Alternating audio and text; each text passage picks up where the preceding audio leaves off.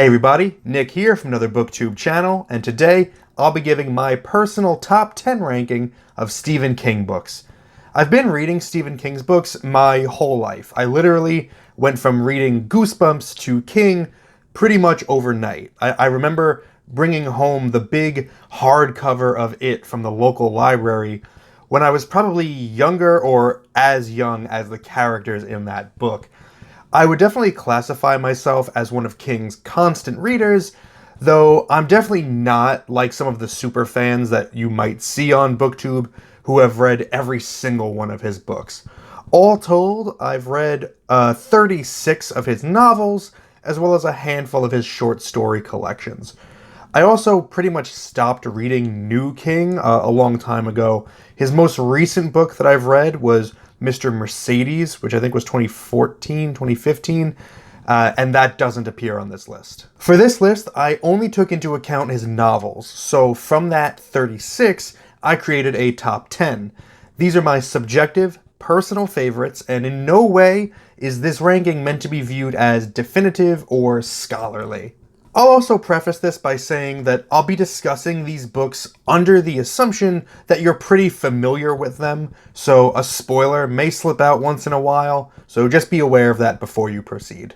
Before we get into the main list, some runners-up really quickly. Christine. I've always enjoyed Christine because of how campy it is. It's a ridiculous concept, but it's a lot of fun. The Green Mile, it's beautiful, you know it. And Dark Tower 3, The Wastelands. It's my favorite Dark Tower book. It's kind of close with Wolves of the Kala from Dark Tower, but I don't love the Dark Tower overall, so it doesn't crack my top 10. With that, let's jump into the list. At number 10, I've got Cujo. I'm not sure how Cujo is remembered nowadays, but I feel like I've heard it spoken of pretty derisively as Stephen King at his most cocaineest. But I personally love how much this feels like a sleazy B movie, and I actually think that King finds a way to elevate the material beyond only that. I remember the last time I read Cujo, I actually found myself tearing up in the final pages because King writes really beautifully about how Cujo was before he turned bad, and it just really got to me.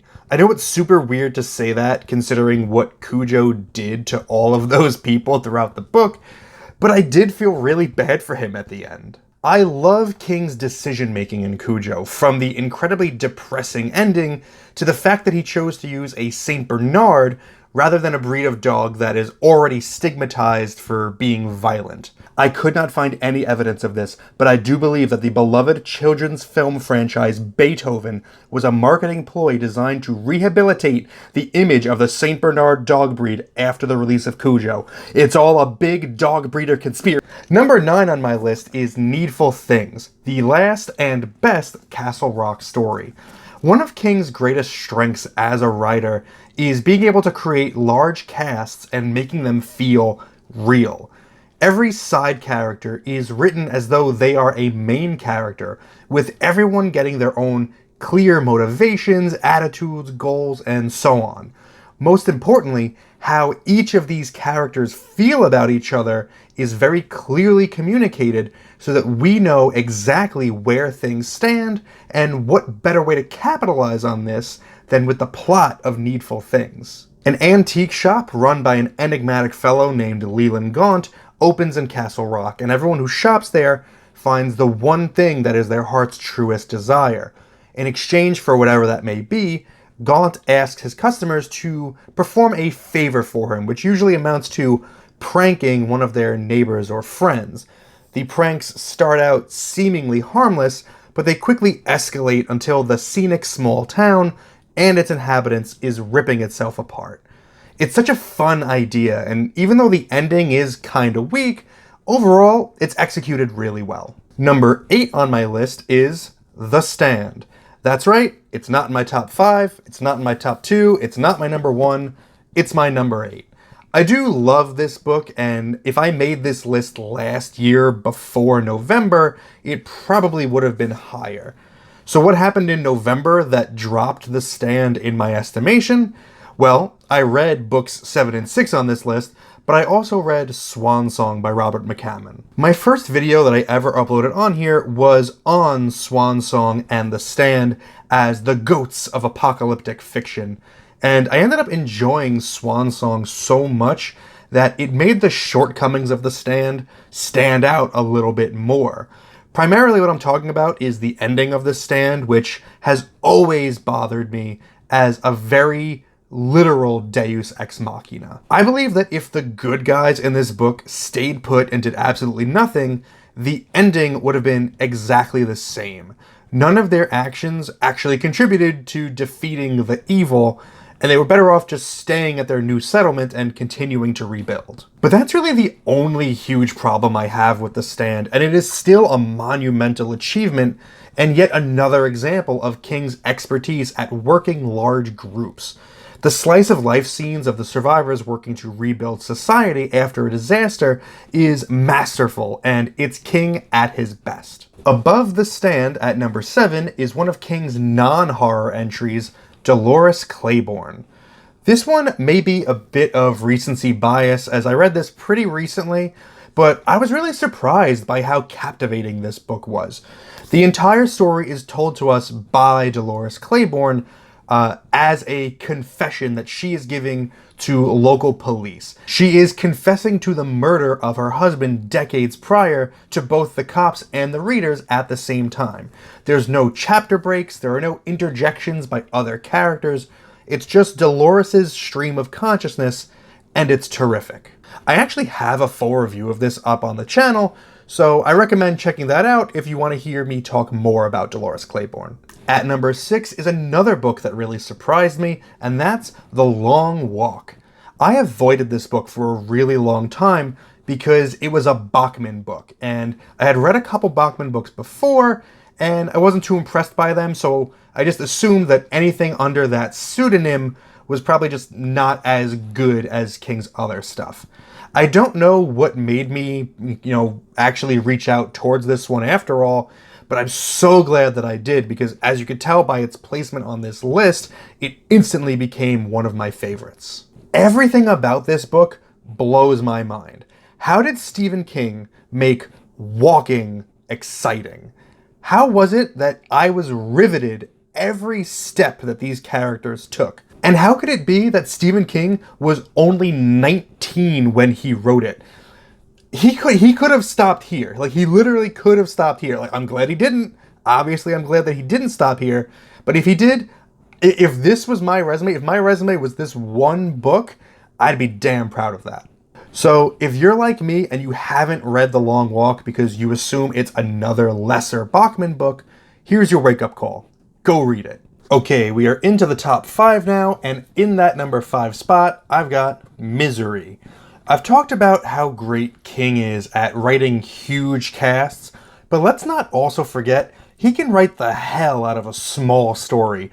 Misery is essentially a 2-man play, and you are gripped 100% of the way. Annie Wilkes is probably one of the greatest horror villains ever. She's so insane and iconic and a little funny. She's a blast to read. She's also the most absolute example of toxic fandom that's ever been conceived. The idea of the most vile fans of an intellectual property taking the creator hostage to force them to write the canon that they want is something that could easily have been written today about, like, a Marvel fanboy getting his hands on Kevin Feige. Next time you see a tweet from somebody who's butthurt over the She-Hulk TV show, just imagine they look like this and you'll feel better. Misery is great, and even if you've seen the movie, still check out the book as it ramps up the tension even more than you would expect. Coming in at number 4 on the list is my personal favorite vampire novel, Salem's Lot. I'm actually due for a reread on this one as it's been a little while, but I've read it a couple times and I always have a great time with it. This is another great town book by King and features some terrific, memorable characters like Ben Mears, Father Callahan, and the sinister duo of Barlow and Straker. Because King is so great at building towns, watching the domino effect occur in which one person is turned into a vampire, which then turns 2 people, which turns 6 people, and so on, makes for a really great, gripping story. It takes the setup of Dracula and raises the stakes by 100. That was a steak joke. Okay, we are in the top 3 here, and at number 3, I've got The Shining. I think we take for granted now just how perfect of a plot The Shining has, because it's been so copied in the years since its release. At its most superficial, it's the story of a small family trapped in a hotel haunted by ghosts. At its heart, it's the story of 3 people trapped in a small family haunted by abuse. The way the theme mirrors the plot is pitch perfect. It's so damn genius, and it works super well. I don't feel like I need to sell The Shining to you, as I think it's one of those stories that everyone is at least tangentially aware of, either because of the excellent Stanley Kubrick movie, or just because you've absorbed it through the cultural ether. But if you've never read the book, you are missing out. The movie is very special to me, but it has very little to do with the source material. So if all you know about The Shining is the movie and the Simpsons episode, you've still got a lot to discover here. Okay, top 2, and sliding in at number 2, and honestly, it could be my number 1 depending on my mood any given day, it's Pet Sematary. This book is a triumph because it takes a difficult plot and deals with it in a way that's both empathetic and unnerving. And when I say that it's a difficult plot, I don't mean that it's complicated. I mean that the actual subject matter is kind of difficult. I mean, it's dealing with the very heavy topic of losing a child to a terrible accident. It shouldn't work. A book like this could easily feel exploitative or vulgar, and yet King expertly keeps things from getting that far. His depictions of grief are chilling and honest, and the allure of the titular pet cemetery is one that we can easily see ourselves gravitating towards were we in a similar circumstance. I love this book, and it's usually the one that I recommend first to folks who want to start reading Stephen King. And yet, for my personal enjoyment, there is one book that ranks higher, and it is that big hardcover I checked out at the library when I was way too young. Number 1 on my list is It. This is another one I don't feel I need to sell you on because it is one of King's most popular and well-known works, and it's for very good reason. What always stands out to me whenever I read this over 1,100 page tome is how effortlessly it reads and how short it feels. A major part of that is, again, King's outstanding ability to craft unique, interesting characters. The Losers Club might be King's crowning achievement in character creation. The scenes of them as children when they're building that camaraderie read so well, and it's so believable. These kids feel real, which makes it so much more stressful when they're being threatened by Pennywise. Their individual encounters with him are a masterclass in horror writing and make the book move at a heart-throttling pace despite its length. And come on, is there a literary villain, or any villain, that's more iconic than Pennywise the Clown? King himself has made some great ones, like Annie Wilkes or Randall Flagg or a 1958 Plymouth Fury, but for me, none compare to the sadistic glee of Pennywise. Are there things to complain about with it? Sure, I think the ending is just okay, and of course, there is the scene that everyone always talks about, which is gross, but I just think that the other 1,098 pages do enough to make up for that one scene. So there you have it, my personal ranking of my top 10 Stephen King books. I am very curious to hear what your favorites are and how your list stacks up to mine. Please let me know in the comments. I really, really want to see what you have to say. Thank you so much for spending some time with me today, but now it's time to get back to reading.